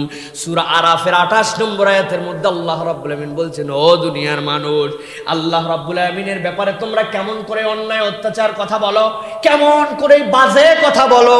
আমাদের সমাজেও এখন দেখবেন অনেক বাউল ফকির নাম দিয়েছে, অনেক অমুক ভক্ত তমুক ভক্ত নাম দিয়েছে, দিয়া বিভিন্ন ফকরান্তির নামে, বিভিন্ন ধরনের কিছুর নামে আমাদের মধ্যে এখন সন্ন্যাস, বিভিন্ন বাউল, বিভিন্ন ফকির, বিভিন্ন গাজির গান, পাজির গান, নানান ধরনের এই সকল প্রোগ্রামের মধ্যে অশ্লীলতার বীজ আমাদের মধ্যে দেয়। আর বলে এই সকল অনুষ্ঠানে গান বাদ্যা, এই সকল অনুষ্ঠানের মধ্যে নাচ গান, এইগুলার মধ্যে আমরা তো আল্লাহ এবং তার রাসূলকে স্মরণ করতেছি। আল্লাহ বলছেন ইদা ফাআলু ফাহিশাতান ক্বালু ওয়াজাদনা আলাইহা আবানা। আরে বাবা, আমরাই কি এটা করতেছি নাকি? আমরা তো যুগ যুগ ধরে দেখতেছি, আমার দাদাও করছে, আমার বাপও করছে, তার বাপও করছে, আমরা তো আমাদের পরিবারকে উপরে পেয়েছি। এরপরে বলতে বলতে বলে আল্লাহু আমারনা বিহা, আর আল্লাহই তো প্রকারান্তরে তার প্রশংসা করার জন্য এইগুলা কার্যক্রম করতে বলেছেন। আল্লাহ বলছেন কুল ইন্নাল্লাহা লা ইয়া'মুরু বিল ফাহশা, বলে দেন হে রাসূল, আল্লাহ কখনোই তোমাদেরকে ফাহেশা কিছু করতে বলেন না। ওই আবু জেহেলেরা, ওই মক্কার কাফেরেরা বুদ্ধি খাটাইছিল, আরে তোর জামা যেটা পরে আছিস, ওই জামাটা তো হারাম টাকায় কেনা হতে পারে, তুই যে গায়ের মধ্যে লুঙ্গি পরে আছিস, ওইটাও তুই তো অবৈধ টাকায় কেনা হতে পারে। কিন্তু আল্লাহর ঘরের পাশে যখন আমরা আল্লাহর জন্য ঘুরবো, এই হারাম জামা কাপড় নিয়ে যদি ঘুরি, আল্লাহ কবুল করতেও পারে, না পারে। এই জন্য জামা কাপড় সব হারামের পাশে জমা রেখে বিবস্ত্র হয়ে আল্লাহর ঘরের পাশে ঘুরতো, আর বলতো এইটা আল্লাহই তো নিষেধ করছেন যে হারাম কোনো কিছু নিয়ে আল্লাহর কাছে যেন না আসি। আমরা হালাল হওয়ার জন্য ল্যাংটা হয়ে গেছি। আমার আল্লাহ রাব্বুল আমিন বলছেন এই বুঝ নিয়ে তোমরা চলো। আবার বলো আল্লাহু আমারনা বিহা, আমার আল্লাহ কি বলতেছেন রাসূল আপনি জানায় দেন। কুল ইন্নাল্লাহা লা ইয়া'মুরু বিল ফাহশা আতাকুলুনা আলাল্লাহি মা লা তা'লামুন। আল্লাহ কখনোই বান্দাকে অশ্লীল অসভ্য হতে বলেন নাই। তোমরা কি আল্লাহর ব্যাপারে এরকম কথা বলো নাকি যে বিষয়ে তোমাদের কোনো ধারণা নাই? খুব সাবধান। এই জন্য প্রিয় ভাইয়েরা, আমাদের দেশেও কিন্তু ওই ল্যাংটা না হলেও অনেক কাজ কিন্তু এখনো চলতেছে। বিভিন্ন আমাদের দেশে ওরস চলে, বিভিন্ন মেলা চলে, বিভিন্ন পালা চলে, ওইখানে গাঁজা চলে, ওইখানে হারাম চলে, নামাজ কালামের সম্পর্কই নাই, মিথ্যা মিথ্যা এমন আচার আচরণের দিন ইসলাম বানাইছে, দিয়ে ওইটার নামও দিছে সন্ন্যাসী, ফকিরি, উমুক বিদ্যা তুমুক বিদ্যা। এইগুলোর সাথে ইমানদার মুসলমানদের কোনো সম্পর্ক থাকতে পারে? এখান থেকে আমাদেরকে সরাতে হবে, মানুষদেরকে বাঁচাতে হবে প্রিয় ভাইরা। এবার আমরা দেখব সংক্ষিপ্ত দুটো পয়েন্ট বলবো। এই যে ব্যভিচার, এই যে অসভ্যতা, এই যে অশ্লীলতা, এখান থেকে রোধ করার জন্য ইসলামের নীতিমালা কি, কোন পদ্ধতি ইসলাম অ্যাপ্লাই করতে বলেছে। যে আমি বলে গেলাম এগুলো করবেন না করবেন না, এরকম বিষয় নয়, কিন্তু এই অ্যাপ্লাইটা কি, ইসলাম কি আপনার আমার জন্য নির্দেশ দিয়েছে। আল্লাহ মৌলিক দুটা নির্দেশ দিয়েছেন। সূরা নূর, এই নূরের মধ্যে আল্লাহ রাব্বুল আলামিন 30 এবং 31 নম্বর আয়াতের মধ্যে আল্লাহ রাব্বুল আলামিন মৌলিক একটা ধারণা দিয়েছেন। এর প্রথম ধারণা পুরুষদের ব্যাপারে, কুল্লিল মুমিনিনা ইয়াগুদ্দু মিন আবসারিহিম ওয়া ইয়াহফাজু ফুরুজাহুম। দীর্ঘ ব্যাখ্যা সাপেক্ষ কথা এর মধ্যে আছে প্রিয় ভাইয়েরা। হে রাসূল, আপনি পুরুষদেরকে বলেন তারা তাদের চোখগুলোকে অবনমিত রাখুক, তারা তাদের লজ্জাস্থানকে হেফাজত করুক, তারা তাদের লজ্জাস্থানকে হেফাজত করুক। ব্যাখ্যার বিষয় আছে এর মধ্যে। ইয়াহফাজু ফুরুজাহুমের ব্যাখ্যা প্রথমটা হচ্ছে চোখ তো নামাতেই হবে। হযরত আলী রাদিয়াল্লাহু তাআলা বলছেন প্রথম দৃষ্টি মাপ, দ্বিতীয় দৃষ্টি পাপ। প্রথম দৃষ্টি, দ্বিতীয় দৃষ্টি। কি খারাপ রে এইগুলা পোশাক পরে এখন মানুষ ঘুরে, সি সি সি, ওইদিকে তাকাই এই সকল ওয়াজ করতেছে, তাই না ভাই? খবরদার, মুমিনদের আগে চোখের পর্দা আছে। আপনি দেখছেন, আপনি মাথা নিচু করে ফেলছেন, মাথা নিচু করেই চলেন। দ্বিতীয় ইয়াহফাজু ফুরুজাহুম, ইয়াহফাজু ফুরুজাহুমের ক্ষেত্রে একটা শুধু বিষয় বলে রাখি, আমার যুবকদের জন্য এটা বলে রাখি, সেটা হচ্ছে লজ্জাস্থানের হেফাজত মানে জেনা ব্যভিচার অন্যায় তো করাই যাবে না। ইয়াহফাজু ফুরুজাহুমের ব্যাখ্যায় হাদিসের মধ্যে আরো কথা আসছে। রাসূল বলছেন একজন পুরুষের সতর হচ্ছে নাভির উপর থেকে হাঁটুর নিচ পর্যন্ত, ঠিক না ভাই? এটা কাদের জন্য? এটা যারা পুরুষ তাদের জন্য, কিন্তু কৃষকের জন্য নয়, কুলির জন্য নয়, মজুরের জন্য নয়। ওরা পারলেই কাঁচা লাগাই দিবে, তাই না ভাই? তাই না? আপনার বাড়িতে উপরে ওই যে বাথরুমের উপরে যে ছোট ঘর থাকে, ওর মধ্যে যে আপনার শীতের কাপড় তুলে রাখেন, আবার শীত হলে নামানোর যখন লাগে তখন আর এই হুকুম চলবে না, তখন কাঁচা দিয়ে উঠে গেলেন, তাই না? খবরদার, পুরুষের জন্য লজ্জা কমে যাবে আস্তে আস্তে আপনি যদি এটাকে অ্যাভয়েড করেন। আপনি যত হার্ড জব করেন, আপনি ধান লাগান, আপনি যাই করেন, আপনি লেবারের কাজ করেন, আপনি ওই রকম প্রয়োজনে সালোয়ার প্যান্ট বানায় নেন, থ্রি কোয়ার্টার বানায় নেন, যেটা হাঁটুর নিচ থেকে নাভির উপরে থাকবে। এই ক্ষেত্রে আমরা অনেক সময় দেখতে পাই আমাদের যুবকেরা এখন আধুনিক এবং স্মার্ট হওয়ার কারণে এই হাঁটুর উপরে কাপড় পরে ঘুরে বেড়ায়, দেখছেন না? এটা করা যাবে না প্রিয় ভাইরা, এটা নিষেধ আপনার আমার জন্য। এরপর আল্লাহ রাসূল সাল্লাল্লাহু আলাইহি ওয়াসাল্লাম বলেন, আল্লাহ রাব্বুল আলামিন বলেন ওয়াকিল্লুল মুমিনাতি ইয়াগুদুদনা মিন আবসারিহিন। প্রথম বিষয় হচ্ছে নারী পুরুষের যে পর্দার বিধিবিধান আছে, এইটাকে যদি আমরা প্রমোট না করতে পারি, এইটাকে যদি আমাদের সমাজে পূর্ণাঙ্গভাবে বাস্তবায়ন করতে না পারি, তাহলে কিন্তু আমরা প্রিয় ভাইয়েরা এই দুনিয়ার বুক থেকে ব্যভিচার রোধ করতে পারবো না। ব্যভিচার রোধ করার জন্য আমরা তো অনেক কথা বলি, কিন্তু আল্লাহ রাসূল সাল্লাল্লাহু আলাইহি ওয়াসাল্লাম মৌলিক নীতিমালা দিয়েছেন। আল্লাহ রাসূল সাল্লাল্লাহু আলাইহি ওয়াসাল্লাম একটা হাদিস বলেছেন, মুসলিম শরীফের হাদিস, 4th খণ্ডের 2074 নম্বর হাদিস। এর মধ্যে আল্লাহ রাসূল বলছেন, ফাল আইনানি জিনাহুমান নাজর ওয়াল উযনান জিনাহুমাল ইস্তিমা ওয়াল লিসান জিনাহুমাল কালাম জিনাহুল কালাম ওয়াল ইয়াদু জিনাহাল বাতশ ওয়ার রিজলু জিনাহাল খুতা খোতা ওয়াল কলবু ইয়াহওয়া ওয়া ইয়াতামান্না। আল্লাহ রাসূল বলছেন তোমার জন্য চোখের জেনা আছে। চোখের জেনাটা কি? তোমার জন্য দেখা। তোমার জন্য কানের জেনা কি? যেটা আল্লাহ রাব্বুল আলামিন এবং তার রাসূল এলাও করেন নাই, সেরকম কিছু শোনার নাম হচ্ছে কানের জন্য তোমাদের জেনা। এরপরে বলছেন জবানের জেনা হচ্ছে তোমার বার্তা, তোমার কথা, যেটা আল্লাহ রাব্বুল আলামিন তার রাসূল বলতে বলেন, এরকম কথা বললে এটারও তোমাদের জন্য একটা অসভ্যতা এবং ব্যভিচার হবে তোমার এই মুখ দিয়ে। এরপর রাসূল বলছেন ওয়ালিয়াদু জিনাহাল বাতশ, এমন কিছু স্পর্শ করা, এমন কিছু ধরা যেটা ধরা আল্লাহ এবং তার রাসূল তোমাকে পারমিশন দেন নাই। এই হাত দিয়ে যদি সেটা ছোঁও, সেটা যদি ধরো, তাহলে এটাও তোমার জন্য একটা জেনা। এরপর রাসূল বলেন রিজ জিনাহাল খাতা, তার পায়ের জেনা হচ্ছে হেঁটে যাওয়া, ওই পথ যেই পথে আল্লাহ এবং তার রাসূল যেতে বলেন নাই, আপনি যদি সেই পথে সেই কাজের জন্যই পাকে বাড়ান, এটা পায়ের জন্য জেনা। ওয়াল কলবু ইয়াহওয়া ওয়া ইয়াতামান্না, আল্লাহ রাসূল বলছেন অন্তরের জেনা কি? কামনা করা।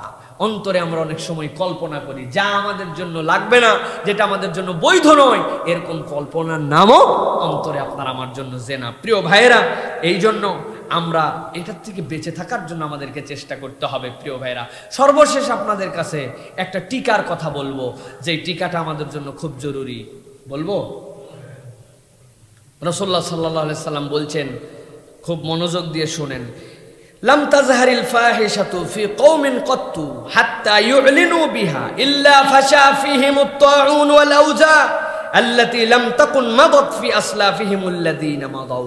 আল্লাহ রাসূল বলছেন, যখন কোন কওমের মধ্যে প্রকাশ্য অশ্লীলতা বেড়ে যাবে। আমি রাসূল তোমাদের জন্য 1400 বছর আগে জানাই দিয়ে গেলাম, লাম তাজহারিল ফাহিশাতু ফি কওমিন ক্বাত্তু, তোমার বাপদাদা যে অশ্লীলতা দেখে নাই, এই রকম অশ্লীলতা তোমরা যতক্ষণ করতে শুরু করবে সমাজের মধ্যে, ওই সময়ে সমাজের মধ্যে আল্লাহ এমন কতকগুলা রোগ বালাই দিবেন, এমন কতকগুলা মহামারী দিবেন, এমন কতকগুলা তাউন দিবেন, যেইটা তোমার বাপও নাম শুনে নাই, তোমার দাদাও নাম শুনে নাই। অশ্লীলতার কারণে তোমাদের অতীতেরা এরকম কোনো রোগ পায় নাই। আমি আল্লাহ রাসূল বললাম, অশ্লীলতার কারণে তোমার সমাজে এই রকম রোগ আল্লাহ রাব্বুল আমিন বের করে দিবেন। এরকম একটা রোগের নাম বলেন তো ভাই। ও বাবা, আপনারা তো জানেন দেখি, করোনা, এইডস সবই জানেন আপনারা প্রিয় ভাইরা। এইটা টিকা নেওয়ার দরকার আছে না ভাই? করোনার টিকা নেবেন না? করোনার টিকা অশ্লীলতার থেকে বেঁচে থাকা। করোনার টিকার নাম কি? অশ্লীলতা মুক্ত সমাজ গঠন করা করোনার টিকা। এই হাদিস শুনে আব্দুল্লাহ জাহাঙ্গীর রাহিমাহুল্লাহ বলতেন, অনেক নন মুসলিম এই হাদিসের ইবারতের অর্থ পড়ে মুসলমান হয়ে গেছে। আমার ওস্তাদ আব্দুল্লাহ জাহাঙ্গীর রাহিমাহুল্লাহ কথা বলছেন, আমার কথা না।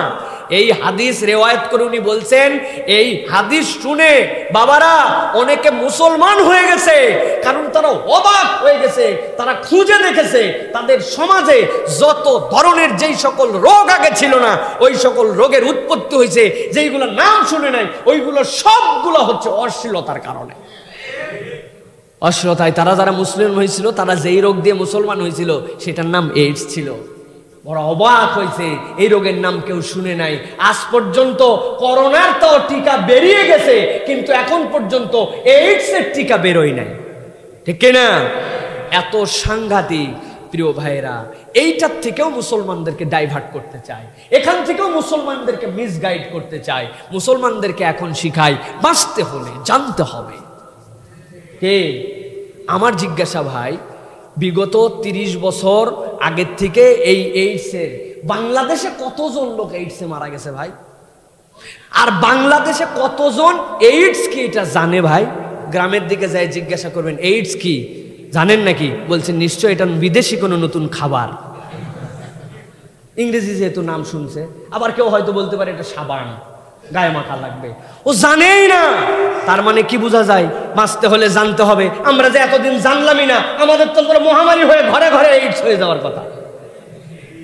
এই বাঁচা, এই জানা নয়, বরং আপনাকে অশ্লীলতা থেকে বাঁচতে হবে।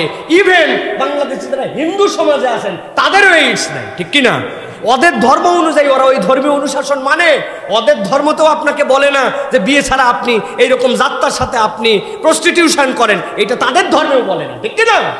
তারা আমাদেরকে নতুন করে এখন নসিহত দিচ্ছে, বাঁচতে হলে জানতে হবে। ভাই, এই বাঁচা জানার নাম নয়, বরং আপনি যদি বাঁচতে চান তাহলে আপনার ধর্মীয় অনুশাসন, মূল্যবোধ, অসভ্যতা কিসে হয়, অশ্লীলতা কিসে হয়, ব্যভিচার কিসে হয়, এইটা আপনাকে জানতে হবে, ঠিক কিনা? প্রিয় ভাইরা, আমাদেরকে এই স্লোগানগুলাতেও আমাদের জন্য অনেক বড় বড় বিষয় আছে, যেইগুলো বিষয় দ্বারা পরোক্ষভাবে আপনাকে আমাকে অশ্লীলারও বানাচ্ছে। বলে আপনি যা করেন করেন, শুধু এইটা পরে করেন। মানে ওই কাজ করা আপনার জন্য কোনো অপরাধ নয়। বুঝেন, আগে বুঝেন, কনসেপ্ট বুঝেন। ইউরোপে, আফ্রিকায় যেইগুলা দেশে এইডস, গাছের মধ্যে নাম বলতেছি না, আপনারা তো বুঝবেন, এই আলোচনা তো ছোট বাচ্চারাও শুনবে, এই জন্য যারা বুঝার তাদের বুঝেন। গাছের মধ্যে ওইগুলা ঝুলায় রাখে, পলিথিনের মধ্যে রেখে দেয়, যে আমাদের কাছে চাইতে তোমাদের যদি খারাপও লাগে ওইখান থেকে তোমরা নিয়ে যাও যে কয়টা লাগে। এই কাজ কর ভাই, আপত্তি নাই, কিন্তু এটা পরে কর। এর নাম হলো বাঁচতে হলে জানতে হবে। আর আপনার আমার এই বাঁচা জানার মামলায় ভিতরে ঢুকতে দিবে না। ইসলাম বলছে ওই জায়গায় যাওয়াই যাবে না, ঠিক কিনা? ওয়ালা তাকরাবুজ জিনা। জিনা, আরে জিনা তো পরের বিষয়, জিনার কাছেও যাবি না তুই। ওয়ালা তাকরাবুল ফাওয়াহিশা ইল্লা মা যাহারা মিনহা ওয়া মা বাতান। প্রকাশ্যের কাছেই তুই যাবি না। আমরা এই আন্দোলন না করে এখন আমরাও এটা প্রমোট করা শুরু করছি। এখন বাঁচতে হলে জানতে হবে। তো সাবধান প্রিয় ভাই, এগুলো সব ধোঁকাবাজি। আমাদেরকে জানানোর দরকার কি? তোরে এত খায়েশ, ওই দিকে যাই আরো বেশি বেশি করে কর না। আমাদের তো এগুলো জানার দরকার নাই। এখন পর্যন্ত আমাদের উলামায়ে কেরাম ফুদালায়ে জাম মসজিদ থেকে মেম্বার থেকে যেভাবে মানুষজনকে এখন পর্যন্ত দ্বীন ইসলামের এই বার্তা দিয়ে যাচ্ছেন, মাহফিলগুলো থেকে যেভাবে এখন পর্যন্ত হকের পক্ষে কথা বলা হয়, এই কারণে এখন পর্যন্ত সমাজ টিকে আছে। তোমাদের এই সকল অসভ্য স্লোগানে সমাজের এক পয়সা উপকার হয় না, ঠিক না? এখন প্রকারান্তরে আমরা দেখতে পাচ্ছি তাদের এখন নজর পড়ছে মসজিদের মেম্বারে আর ওই ময়দানের মাহফিলের স্টেজে, ঠিক কিনা? ওরা দেখছে বাঁচতে হলে জানতে হবে, কাছে আসার গল্প এগুলো সব গিলানোর চেষ্টা করি। হুজুররা দেখে এর বিপক্ষে কথা বলে, আমরাই ফেসবুক আবিষ্কার করলাম, হুজুররা দেখে এখন ফেসবুকের ওই জায়গাতে আমাদের বিপক্ষে স্ট্যাটাস দেয়। ইউটিউব আমরা বানালাম, এখন দেখি ইউটিউবের মধ্যে কিছুই নাই বাংলাদেশে, কন্টেন্ট মানেই ওয়াজ। কি আশ্চর্য কথা! এখন উপায় কি? এখন উপায় এক শ্রেণীর এজেন্ট তৈরি করছে তারা, করে খতিবদের মুখ আটকাও। এখন খতিবদের মুখ আটকাতে না পারলেও মাহফিলের ময়দানের ওয়াজ আটকাও। 2-4-5 জনের বিভ্রান্তিকর কথা, ভুল কথা, অন্য কথার নাম দিয়ে মাহফিলকেই পুরোপুরি বন্ধ করে দাও। এই সকল আয়োজন নতুন করে শুরু হয়েছে, ঠিক কিনা? এর সাথে আমাদের সরকারও ঠিক মতো জানে না, সরকারের নিজেদের নলেজের মধ্যেও নাই। সরকারের মাথা বিক্রি করে সরকারের মাথা খেয়ে একটা দলে এই কাজ করতেছে, ঠিক কিনা? আমাদের সরকারে যারা আছেন আমরা বিশ্বাস করি এর মধ্যে 80% লোক ইমানদার, 80% লোকের ইসলামের প্রতি ভালোবাসা আছে, ঠিক কিনা? কিন্তু কিছু কিছু কুলাঙ্গাররা এই কাজ করতেছে। কেন? বুঝতে হবে এগুলো সব ষড়যন্ত্রের অংশ, সব ষড়যন্ত্রের অংশ। কারণ এত প্রচার পত্র করার পরেও কাজ হচ্ছে না। এখন পর্যন্ত বাংলাদেশের মানুষ আলহামদুলিল্লাহ যতটুকু নৈতিক আছে, যতটুকু ভালো আছে, যতটুকু আদর্শিক আছে, কি জন্য আছে? ধর্ম মানার জন্য আছে, ইসলাম মানার জন্য আছে।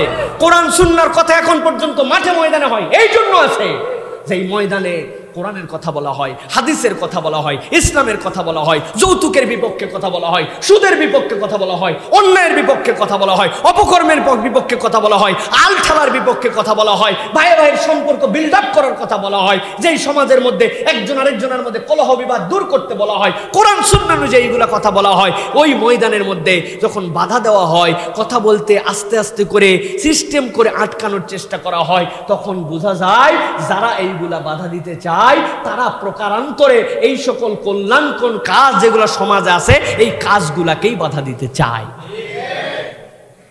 ভালো করে বুঝেন, ভালো করে বুঝেন প্রিয় ভাইরা, ইম্প্যাক্ট কি এই খুতবাগুলা, এই বক্তব্যগুলোর ইম্প্যাক্ট কি?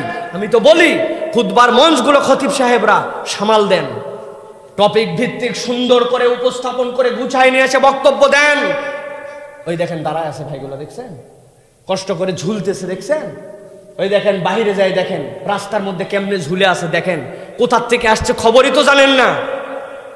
এখন ওনাদের আজকের খুতবা পছন্দ হয় না, সাইফুল্লাহ ভালো লাগে না, চলে যাও, যা যান দেখি একজন, যান, যেতে পারবেন? কেন? এখনো হুজুর জুম্মার নামাজ হয় না, খালি নামাজটা আগে পড়ায় একদিন ওয়াজে উঠেন, দেখেন কয়জন থাকি আমরা, তাই না? নামাজটা আগে পড়ায়া একদিন আপনি কত ওয়াজ করতে পারেন দেখবো নি। এ মোহব্বত থাকলেও ভাই আমার আসলে হ্যালো আসতেছে আসতেছে এর কাজে ছিলাম, আসতেছি, ফোনই আসে নাই, মিশে একটা ফোন বানায় সাইড হয়ে যাবে, কিন্তু যাইতে পারতেছে না কেন? আল্লাহর সিস্টেম, আল্লাহর সিস্টেম। সপ্তাহে একদিন তোমাদেরকে ডেকে আনা হয়েছে এক সপ্তাহে চার্জ দেওয়ার জন্য। আগে তোমরা আলোচনা শোনো, নসিহত শোনো, তারপরে নামাজ পড়ো, এরপরে যেতে পারবে, যাওয়ার কোনো ইজাজত নাই। তাহলে এই মঞ্চটাকে কত দামি ভাবে সমাজ পরিবর্তনের জন্য ব্যবহার করা দরকার, ঠিক কিনা? সমাজ পরিবর্তন, এবং হচ্ছেও সেটা আলহামদুলিল্লাহ। যেই যুবকেরা নিয়ত করছিল যে এই যে সামনে এই যে আমাদের যে বিশ্ব বেহায়া দিবস আসতেছে, এই যুবকেরা কেউ ওখানে যেতে পারে? যেতে পারে? মান তাশাব্বাহা বিকুম কওমিন ফাহুয়া মিনহুম। এটা আমাদের প্রোগ্রাম নয়। ওখানে যদি আপনি যান তাহলে আপনার ঈমান চলে যাওয়ার সম্ভাবনা আছে। আপনি উইশ করতে পারবেন না, আপনি প্রমোট করতে পারবেন না, এই অসভ্যতার সাথে আপনি যেতে পারেন না, ঠিক কিনা? এখানকার যুবকরা শপথ নিতে পারবে অন্তত পক্ষে যে আমরা এরকম কোনো কাজের সাথে যাব না। রাজি আছেন ইনশাআল্লাহ? আল্লাহ কবুল করুন, আল্লাহুম্মা আমিন। এই জুমা চাই আমরা, এই জুমা এরকম করে, এটা হচ্ছে জুমার ইম্প্যাক্ট সমাজের মধ্যে। ওদের হেডেক এইটা, 7 দিন ওয়াজ করলাম আমরা, কাছে আসো, প্যাকেজ দিলাম, 700 মেসেজ, 600 মিনিট, 39 টাকা ভরলেই এরকম হয়ে যাবে। হুজুর এক ওয়াজ করে সব এলোমেলো করে হালালো। মাথা ঠিক আছে ওনাদের? এই জন্যই এই ধর্মীয় প্রোগ্রাম এইগুলা নিয়ে ওনাদের এত চিন্তা, ঠিক কিনা? আল্লাহ আমাদেরকে হেফাজত করবেন, আল্লাহুম্মা আমিন। শেষ কথা বলে দেই, শেষ আয়াতে কারিমা মনে রাখবেন, সূরা নূর 19 নম্বর আয়াত। আল্লাহ রাব্বুল আলামিন বলছেন, ইন্নাল্লাযীনা ইউহিব্বুনা আন তাশিআল ফাহিশাতু ফিল্লাযীনা আমানু লাহুম আযাবুন আলীমুন ফিদ দুনিয়া ওয়াল আখিরাহ ওয়াল্লাহু ইয়ালামু আনতুম লা তা'লামুন। খবরদার, তোমরা নিশ্চয় ঈমানদারদের মধ্যে অশ্লীলতার প্রসারণ ঘটায়ো না। যারা পছন্দ করে ঈমানদারদের মধ্যে অশ্লীলতা ছড়ায় যাক, আল্লাহ বলছেন লাহুম আযাবুন আলীমুন ফিদ দুনিয়া ওয়াল আখিরাহ, আমি আল্লাহ জানাই দিলাম দুনিয়া আখিরাতে তাদেরকে আযাবে আলিম, কষ্টদায়ক যন্ত্রণাদায়ক আযাব আমি আল্লাহ দিবই তাদেরকে। যারা মুসলমানদের মধ্যে অশ্লীলতা অসভ্যতার প্রসারণ করবে, আল্লাহ বলছেন আল্লাহু ইয়ালামু আনতুম লা তা'লামুন। কোনটাতে যন্ত্রণা হয়, কেমনে কষ্ট দিতে হয়, কেমনে দুনিয়া আখিরাতে তার জিল্লতি, এটা তুই বুঝবি না, আমি আল্লাহর কাছে জানা আছে। সাবধান, আল্লাহ যখন এই ভাষা ব্যবহার করেন সাবধান হন। অনেক নেতাই বলে যে আপনার এত বড় অপমান করলো, আপনি কিছুই বললেন না। রাখ, সব চাবি আমার কাছে আছে। জায়গা মতো এমন মায়ের দেওয়া দিব, টের পাবি। আরে সামনে থাপ্পড় দিল তো শেষ, আর দুই কুল বুঝবে। এরপরে কে? আল্লাহ বলতেছেন ওয়াল্লাহু ইয়ালামু আনতুম লা তা'লামুন। যারা ঈমানদারদের মধ্যে অশ্লীলতা ছড়াতে চায়, আমি আল্লাহ বললাম দুনিয়া আখিরাতে আযাবুন আলীম আছে, কেমনে দিব এটা আমি জানি। সব ভয় লাগে নাই? সাবধান। আল্লাহ রাব্বুল আলামিন আমাদেরকে হেফাজত করবেন, আল্লাহুম্মা আমিন। ওয়া আখিরু দাওয়ানা আলহামদুলিল্লাহি রাব্বিল আলামিন। সুবহানাকাল্লাহুম্মা বিহামদিকা আশহাদু আল্লা